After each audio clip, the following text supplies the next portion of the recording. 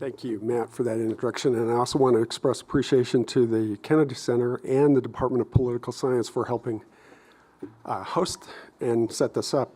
This is what I would like to do and the way I would like to proceed. I want to say a few things about my background, mostly just to set the context for some advice that I want to share on careers, especially in foreign policy. And I want to get specifically to the question of what to do with your narratives when you have to write a narrative for a job application. So I want to talk about that a little bit. So my career began with an education here at Brigham Young University, international relations major. And I had some outstanding faculty members, some outstanding professors, and a great education. And it gave me the opportunity to become passionate about that and to decide to go to grad school. And I followed one of my professors here who had gone to grad school at the University of Southern California. And I went to the University of Southern California, got a master's and PhD in international relations. And right from there, had an opportunity to join the faculty at the Naval Postgraduate School in Monterey, California. And if any of you have been to Monterey, California, you will probably ask yourselves, why did I ever leave there? And when I go back there, I ask myself that, what was I thinking? But after teaching for 6 years, and it was a wonderful opportunity because I was teaching mid-career naval officers.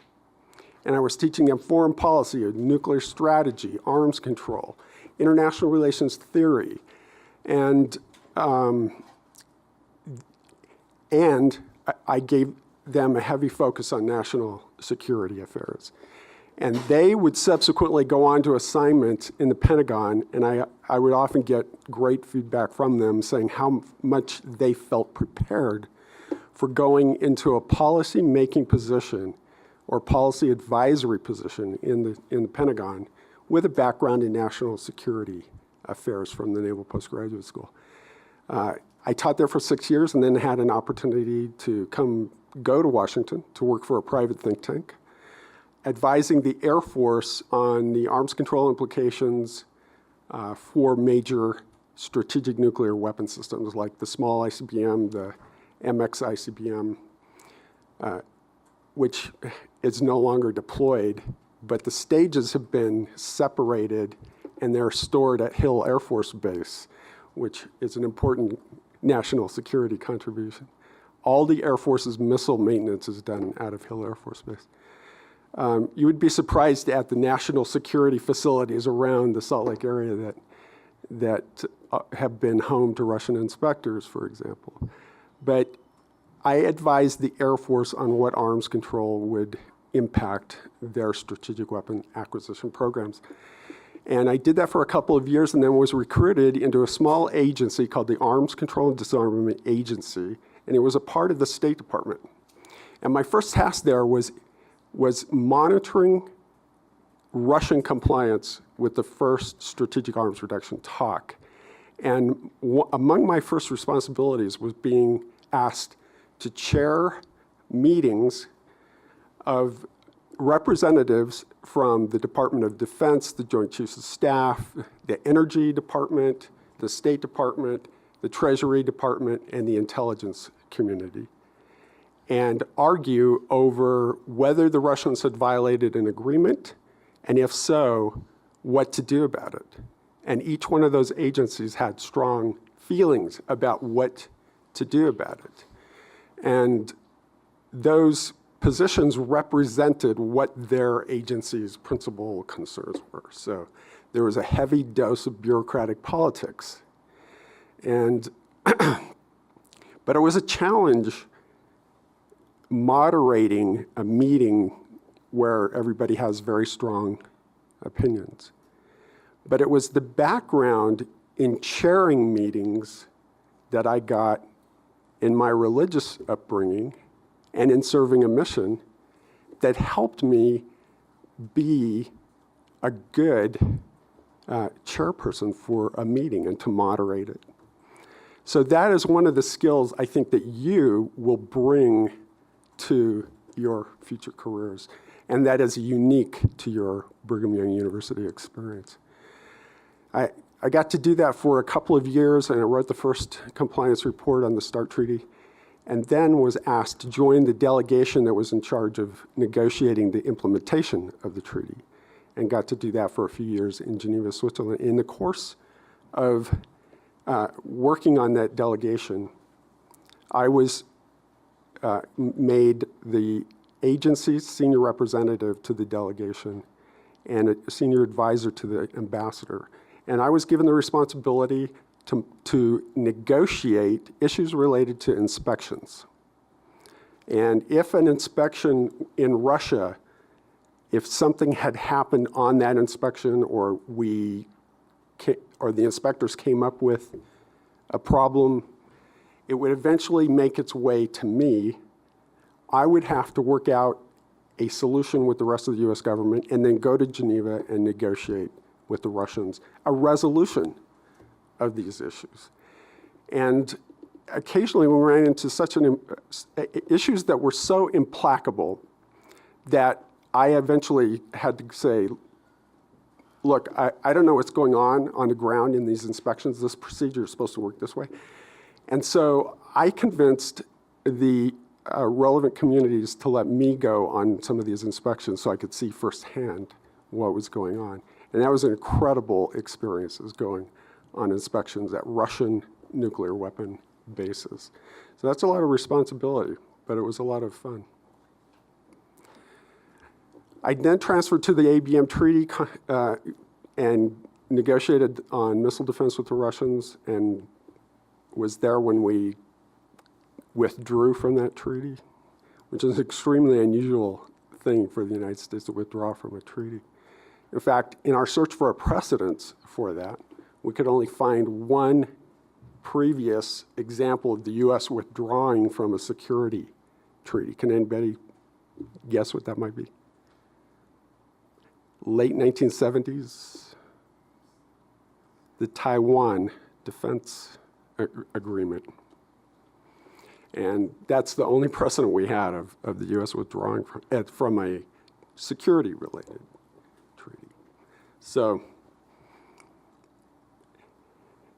the Russians took that in stride, much to our surprise, and I transitioned into more of a spokesman role since there weren't any more negotiations, and got the opportunity to represent the administration in taking the message of a stronger missile defense program to different parts of the world, first to China, then to Japan, South Korea, and then to Europe and other places around there. And again, that was a wonderful opportunity to do some public speaking.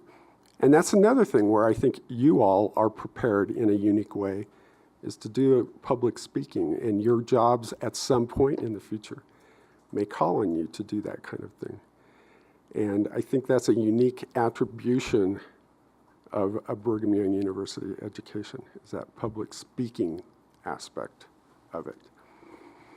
I came back from those experiences and had an opportunity to go work at the Defense Department in the Defense Threat Reduction Agency. My job there was mainly managing Track 2 engagements, which are unofficial, non-governmental engagements between different countries. I got to help arrange those engagements, which were several days long, with countries such as South Africa, Brazil, South Korea, Japan, China, Australia, Turkey, France, and the UK. And the great part of that experience was getting to know those people and their culture and their security perceptions and concerns. Then I went back to the State Department, and having been in a prominent public spokesman role, I transitioned into the public affairs side of the State Department, and I've been there for several years now in a public affairs role. So I just want to give that background, and talk a little bit about careers. So the State Department, as you know, is divided into two parts, the Foreign Service and the Civil Service. Right now, the State Department has about 50 to 55,000 employees. Of those, about 7,000 are Foreign Service officers. And I know that you have a Foreign Service student organization on campus, which I think that's fantastic. Here's one of the things that I hope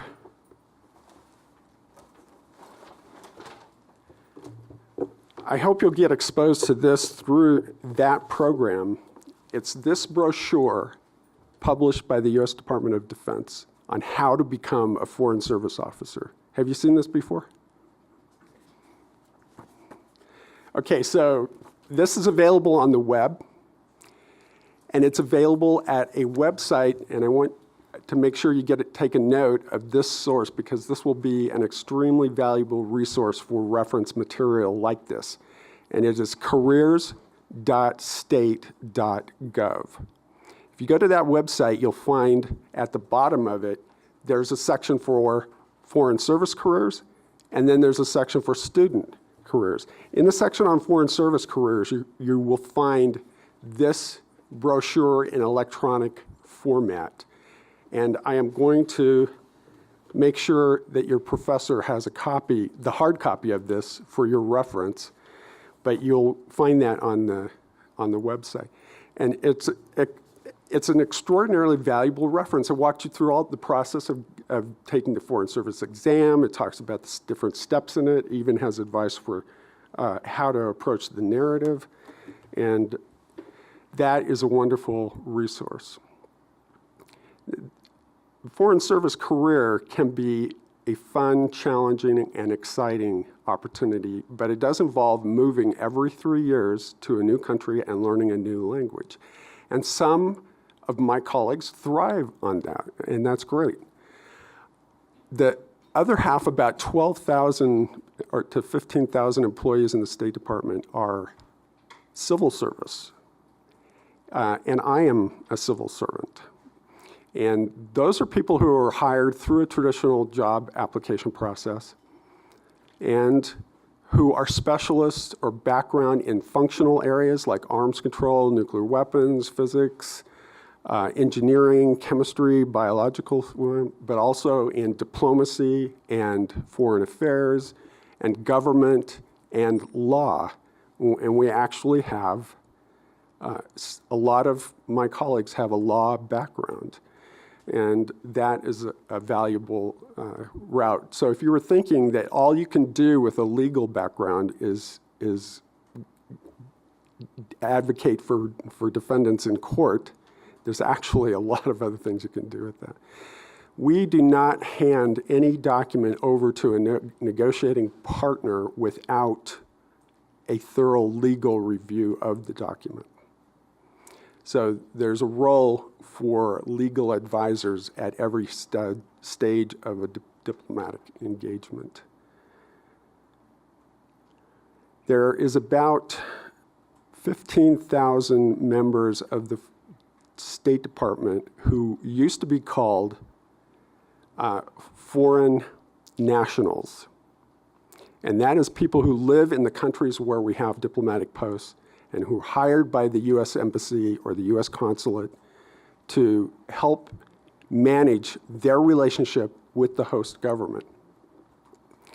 Some time ago, it dawned on them that calling these people foreign nationals while they were serving in their own countries was a little oxymoronic. So they actually don't refer to them in that sense anymore. They call them locally employed staff, LES. So, but they are an essential part of the State Department community. So the State Department organizationally is divided between regional bureaus that handle all the different regions of the world and functional bureaus that handle arms control, disarmament, export controls, and those kinds of programs. And the civil servants mostly work in the functional bureaus. The State Department has 280 facilities abroad. Those include embassies and consulates, but they also include American cultural centers, American libraries, American corners, and those kinds of ways of engaging foreign audiences. So they're engaged at several different levels. 280 facilities around the world. We have about 200 aircraft, which I've actually never flown on a State Department aircraft, but they're used for transporting ambassadors, embassy staff, and special delegations, and so forth. So let me just point out a couple of other resources.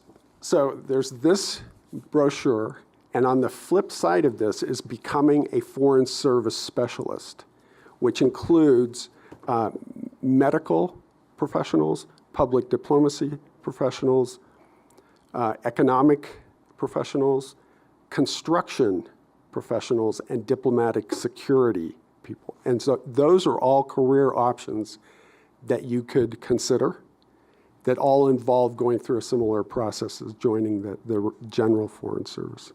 And so that resource is available as well. Let me mention just a couple of resources available for students. So if you go to that website, careers.state.gov, and you go to the bottom of that page, you'll find a section for students. There's this brochure is also available there, student internship programs. And there's several different programs that involve students both at the high school level and at the college level. And I only recently became familiar with the high school programs, but I'm really surprised they have these wonderful programs for high school students, including a program that will send a high school student abroad for 1 year. Can you imagine doing that as a high school student, going abroad for a year? Okay, so study abroad is an important element that you need to consider for going into careers like that. But maybe you don't all get the chance to do that at the high school level. There's a couple of things I want to mention that you have to keep in mind about an internship program at the State Department. You know already that they're very competitive, but they also take a long time because you have to get a security clearance, and that process can take 9 to 12 months. So because of that, you have to apply way in advance for an internship program. And so you have to be patient during that process and make sure that you've got other things to do during that time while you're waiting for that. But any questions about that at this point? Okay, let me mention some aspects of writing a narrative. Because for a lot of jobs that you apply for, you will need to explain a little bit more about your background, and it will be an opportunity for you to explain what you bring to the job, what kinds of experiences you've had in the past. But I want to mention some do's and don'ts. These are just suggestions related to writing narratives. And I'm going to start with the don'ts. Don't do this, okay? These are just suggestions. And my colleagues and I compiled this list recently after going through a process of screening hundreds of internship applications. I asked 2 of our interns who were working in our office at the time to help me screen these applications. And that was a great experience for them to see what their peers were saying in their applications. The other reason that I valued the input of those 2 interns is because they had successfully negotiated that process. They were successfully at the intern level. And so I wanted to know from them what kinds of things they had done to be successful in that process. So I've incorporated that into these remarks. The first don't, I'm going to start with the don'ts. Don't do this, okay? Don't give a detailed history of your medical background, your health issues. So you may have had a health issue that was life-changing, but this really isn't the place for that story unless it specifically relates to a foreign professional aspiration. Life experiences are important to include in this process, but don't give a travel log, like a list of the countries you've been to. We think it's great that you've had overseas experience, and there is a place to mention that in these application processes. But in the narrative, we don't necessarily want to see a travel log of all the places you've been, but in the narrative, we will want you to mention significant professionally related experiences that you may have had overseas, okay? So no travel logs. We appreciate those students who want to share with us their personal theory and philosophy of international relations and foreign policy. But this is not the place for you to expound on your theory of how international relations or foreign policy works, okay? We appreciate those insights, but this isn't the place to go into that. We also appreciate your views on how the State Department functions, but we're really not looking for that. What we do want to see is that you appreciate aspects of the State Department's role in international relations and in foreign policy, but we don't want you to go into a detailed description of how the State Department functions. Okay, we have a pretty good idea of that, okay? Here's some don'ts with regard to experience. I know that you will have had some meaningful experiences in high school in the retail field, in the fast food preparation field. You don't need to put those kinds of experiences down here unless there was some kind of a managerial or something like that. But I'll talk more about that when I get to the do's part of this. One more don't, and that is use poor grammar or allow typos to get into your narrative. So make sure that you carefully proofread anything that you submit, because judgments will be formed on the basis of poor grammar or typos. Okay, let's talk about the things that you should do. Okay, these are the do's and their recommendations. First of all, start with a snappy, short sentence. And it can be as simple as a gracious statement saying, "Thank you for taking the time to review my application." Okay, that's a gracious way to start. And somebody, maybe several people, are taking a lot of their time out to personally review your application. It's appropriate to express some appreciation. You can also express your aspirations for a career in foreign policy. Be clear, concise, and use good grammar. It's important to mention relevant experiences, but briefly. And you can explain why you think it's relevant. Show a clear path, a clear and consistent path towards a particular professional goal. Now, let me qualify that a little bit. Me and my colleagues understand that at that stage in your life, you may not have really chosen an ultimate goal. You may not have decided exactly where in the foreign policy or international relations community or the political science world you really want to focus.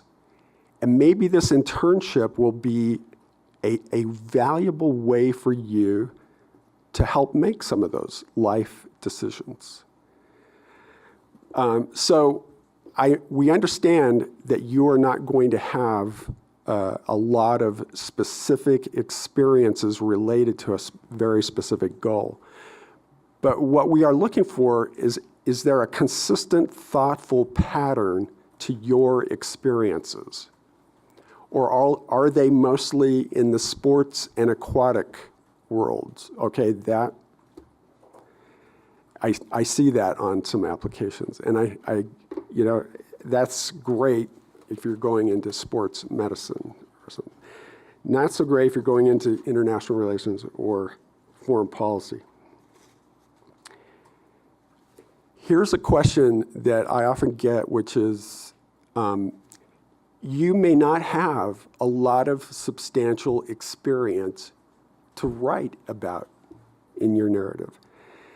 But here's some suggestions for how to deal with that. First of all, we know that you're a student at a university.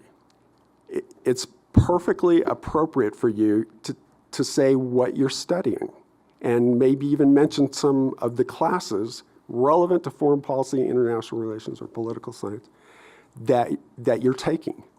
If you have written on and done research on a specific subject, you could mention that. You could say, in this class, I prepared a paper on this subject, okay?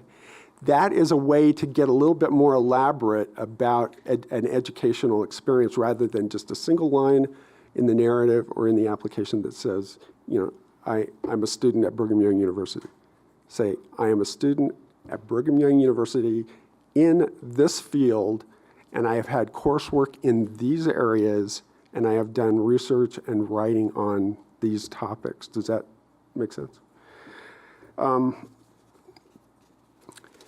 So when you mention career experiences, opportunities, living overseas for whatever reason, even if it's just you live there with your family, it's important to say briefly one meaningful thing that you got out of that experience. You can say, I studied abroad, or I lived overseas with my family during this time, and that left me with this impression, or I learned this from that. That is a very meaningful thing to share.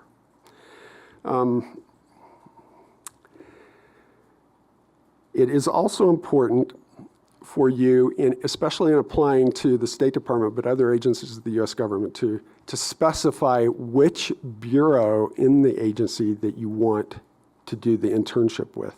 Okay, now I'll explain why it's important to do that.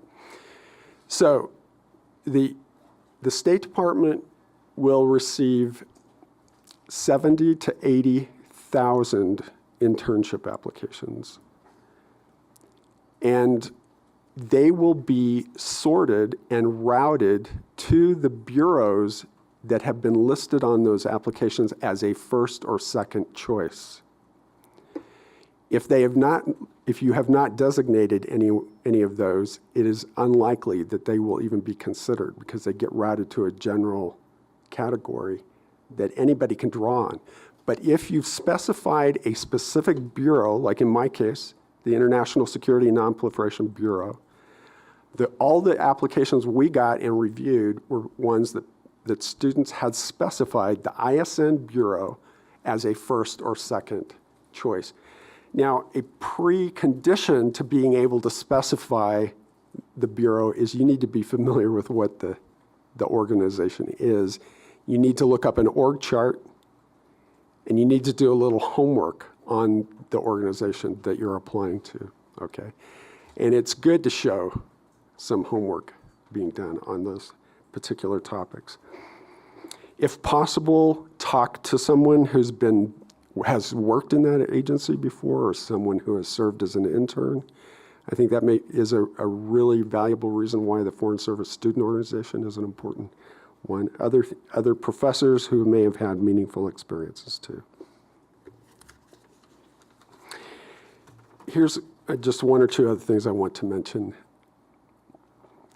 When I was reviewing applications this past year, it was to specifically fill some requirements for a social media team, to work on a team that monitored social media, Facebook, Twitter, not so much Instagram, but a variety of social media platforms, and help shape the messages that we were feeding into the social media arena, screen them, compile daily tabulations of key social media things. I mean,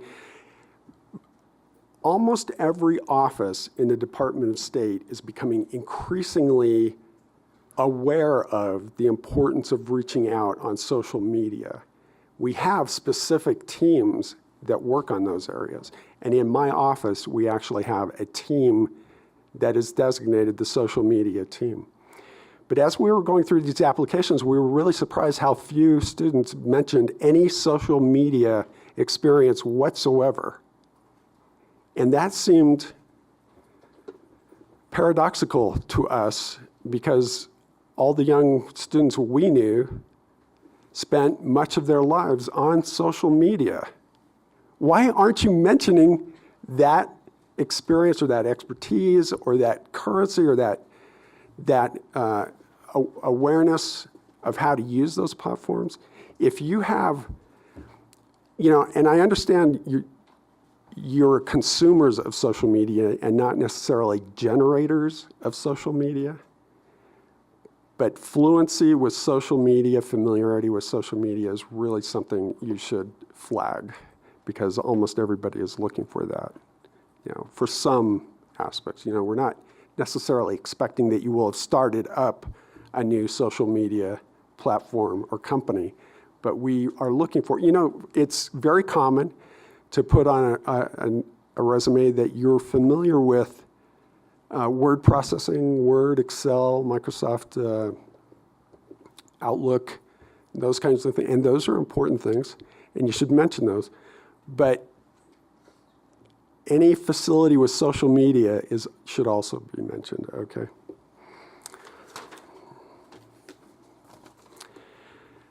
I hope that's useful, and I hope that you will write more effective narratives with those things in mind. I just know that can be an intimidating project when you're asked to write an essay on that. So with that, let me open the floor to questions. You can tell me your question or use the mic here. Professor Monson. Yeah, one question I have dealt with students before, and I think you're in a particularly good position to talk about this, is how should students who apply for the State Department or even in any job application describe and characterize their missionary experience, especially in your case, in the State Department, foreign missionary experience, but missionary experience in general. I think we struggle sometimes to come up with the right language and words to do that with, and I'm curious as to your perspective. Okay, this is my personal perspective on that, and I've seen applications that address that, and here's the way I recommend doing that. I think it's important that you mention that you spent 2 years overseas working for your religious affiliation. And you can say that you dealt with social interactions with the people, you assisted ecclesiastical leaders, you could say those kinds of things. You could talk about where you served, and I think those are important. Okay, so from my point of view, those are meaningful experiences, okay? I can't speak for all my colleagues, but I think that is important. Because those of us who have served missions, whether domestically or overseas, have gained valuable experience that will be applicable in almost any professional aspiration that we pursue, okay? The ability to get up and speak in front of people, the ability to organize meetings, the ability to chair things, those are all going to be skills that you may have developed while serving a mission and that you can describe.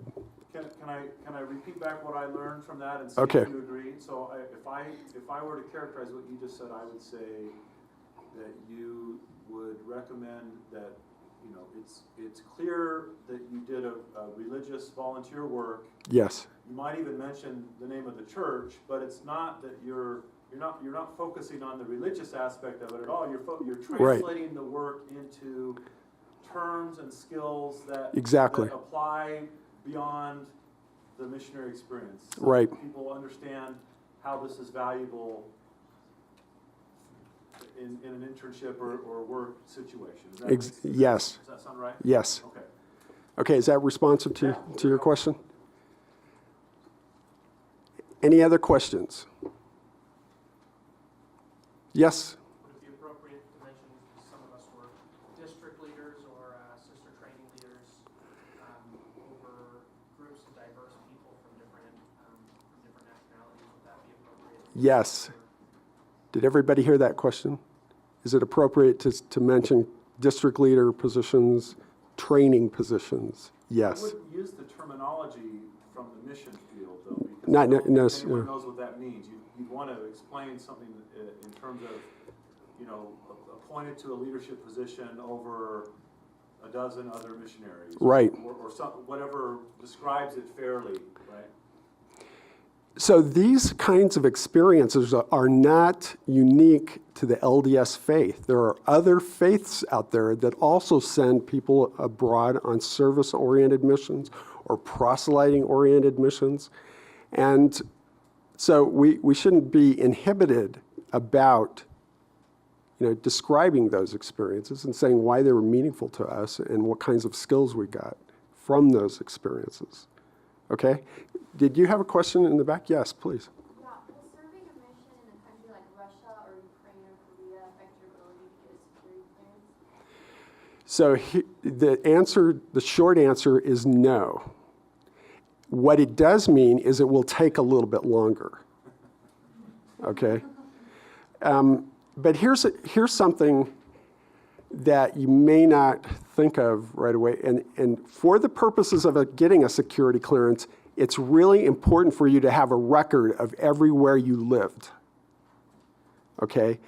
Now, for serving in a mission, I did not specify every city that I served in on my mission to France. I just said, from this time to this time, I served in this mission in France, and here is the address of the mission headquarters. Because what they need to know is they need to have a diplomatic security agent in that country go check with that mission headquarters to verify that you are on their records as having served a mission in that area. Does that make sense? Okay, so just what country you were in and what the address of the mission headquarters was. But for places where your family lived, even if it was only a few months, you need to have a record of that, okay? Is that responsive to your question? Okay. Here and then there, please. So how far back should we go with like the record of where we lived? Because I lived in Canada when I was like 5 and 6, but that was years ago. So do they want to know that, or is that like really My rule of thumb is 18 years old. But each agency that is processing security clearances will have guidelines on that. How far back? Sometimes it's 10 years back, no matter what the age, okay? So just be sure to read the instructions on that. The first time that I submitted a my family moved every year I was growing up until I was 18. So I had a lot of addresses to research, and I was on the phone with my parents tracking down some of these old addresses. And so the first time I went through that process, it was time-consuming and involved a lot of research. So Anyways, does that give you a sense of what to look for in that? Okay. I just wasn't sure if that was relevant, but I thought I'd ask. Yes, so keep a record of those You places. might be interested to know that the people that do these security clearances very frequently come and talk to you professors. This happens all the time. I get them all the time. Somebody applies and they come check on you. Yeah, so what they're looking for is to validate that the information you gave them was correct and to make sure that you weren't engaged in nefarious anti-American activities in that. I mean, there's basic things like that they're looking for. Was there a question over there? Yes, sir. Yeah, I just wanted more of a comment. I just wanted to make everyone aware that I'm with the FSSO presidency. And Yes. Tuesday, we're actually holding an internship panel. Right. Where you'll have an opportunity to discuss some of these internship-related questions with those who have interned. So that's at 3 o'clock here, if anyone's interested. In this room? It's in room, is this 238? Yes. Yeah, so it's going to be right in this room. That's great. At 3 o'clock. So we'll have people from state, from a few different other organizations. We have some online resources for a lot of these general questions about these clearances for how far back you should report information. Would you make sure to get a copy of this from me? I will save this copy for you. Yeah, absolutely. Okay. I want you to have a hard copy of it, but this is available online for everybody. Yeah, no, Okay. it's a great resource to go through. So I telephoned, I know that's kind of archaic. I called the office that produces these and said, could I get some copies? In fact, could I have 100 copies sent in advance out to Brigham Young University? They said no. They said students these days prefer to look things up on their iPhones. So they didn't even print very many of these. I had to go to their office in person and plead with them to give me a few handful of copies of this. I'm like, what has the world come to when you can't even get the recruiting material? So that's why I'm being cautious about who gets this, okay? They do have an iOS app for it, though. They do have a cell phone app for it. Okay. Yes, sir. As far as the personal statement, and you mentioned discussing which bureaus you're interested in. Yes. So in the application, you mark like 2 different things. So in the application, they'll say, list your first choice and your second choice. Should you also mention those within the personal statement? So that's a good question. What you should do is in your personal statement, you should be sure to mention some experience that relates to that bureau's responsibility. So in my case, I'm looking for somebody who's had a course in national security affairs.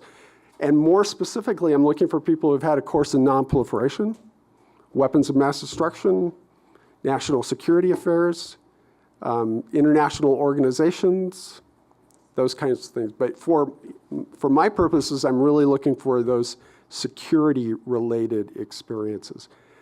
But then, yes, you will want to put your first and second choices in there, and they should relate to something in your narrative. Yes? I don't know why I left Monterey either, but I'm wondering, When did you leave Monterey? maybe 10 years ago. What were you thinking? Yeah, well, exactly. What does it mean to you to be familiar with a word processor like Microsoft Word or Excel? To be able to use a word processor, type up a document, format the document, print it out. Get specific training in that and get specific certification. Yeah, you don't need to get too certified. And, I mean, certifications look good on the resume and in the application. So if you have any certifications like that, you need to be sure to mention them. Any training specifically related to a professional aspiration should mention that. Right. Yes, sir. I wonder if you could comment on non-state department employees that you may have interacted with, because I know more and more these days, a lot of government work is actually done by government contractors, consultants, those kind of things. And I imagine in your career you've worked with some consulting agencies. So what advice for those kind of career paths would you give students? Okay, that's a good question. So the advice regarding writing narratives will be applicable to that as well. So the main site for all government jobs is usajobs.gov. But for contractor jobs, there isn't any one website to go to, so it gets a little complicated. But there are places to go to look for contractor jobs. And let me, Can you just tell me a little bit? yeah. What do you think those careers are like for the people that are working in them? How would it compare to someone that was an actual State Department employee?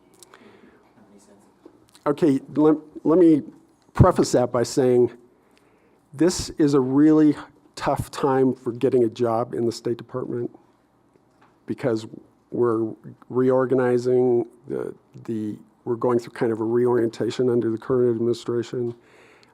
There's a hiring freeze, except on interns. They gave us some relief on that, so they're still accepting interns. So at this point, I want to say two things. First of all, we need you in the foreign policy world. We need students with your experience and background and your familiarity with languages and cultures, and we need people from Brigham Young University in the foreign policy world. But right now, it will be tough to get into the State Department. Given that difficult period, I don't expect that to last, but for the time being, we have a difficult situation. So I recommend that you look at opportunities in the intelligence community, in the defense contractor world, in the NGOs. There's a wealth of opportunities in the NGO community, international organizations, and serving abroad. In the contractor world, contractors provide advice and research and support in a wide variety of fields. And I was a contractor for 2 years, so I got to see things from that point of view. And it can be an extraordinarily valuable experience. So it's important to look for those opportunities. There's a couple of organizations that are aimed at more college-age students and young career agents. Let me mention a couple of those. And they will be places where you can find broader career opportunities outside the State Department. The first one is a group called Women in International Security. Is anybody? WIIS.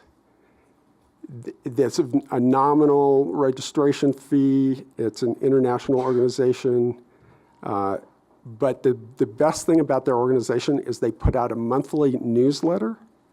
And that monthly newsletter has the best jobs section I've ever seen in any one source, okay?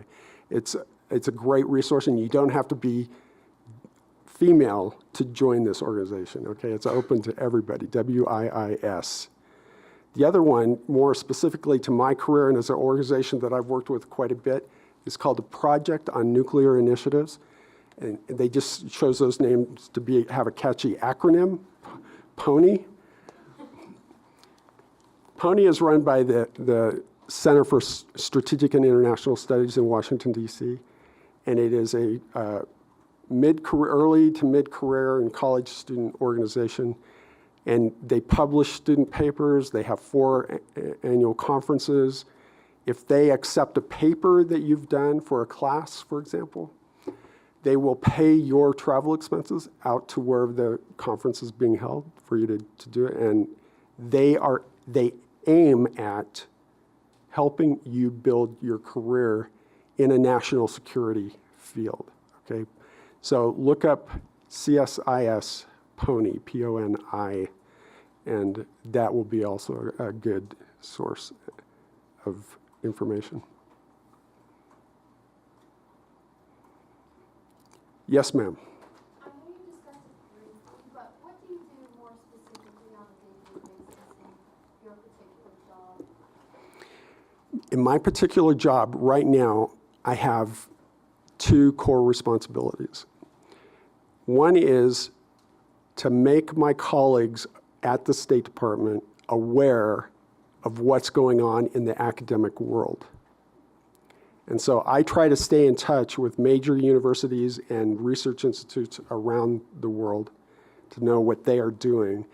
And I arrange for people who have done significant research or recently published something to come to the State Department and present that research work to my colleagues. The other thing I do is the reverse. I facilitate interactions between State Department employees and universities. And I make my colleagues available to talk to classes, to go to conferences, to go to workshops, and to interact with the academic community. That's my specific responsibility.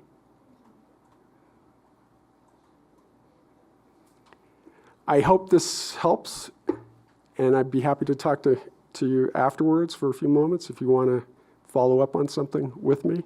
Again, thank you to the Kennedy Center and the Department of Political Science for hosting me.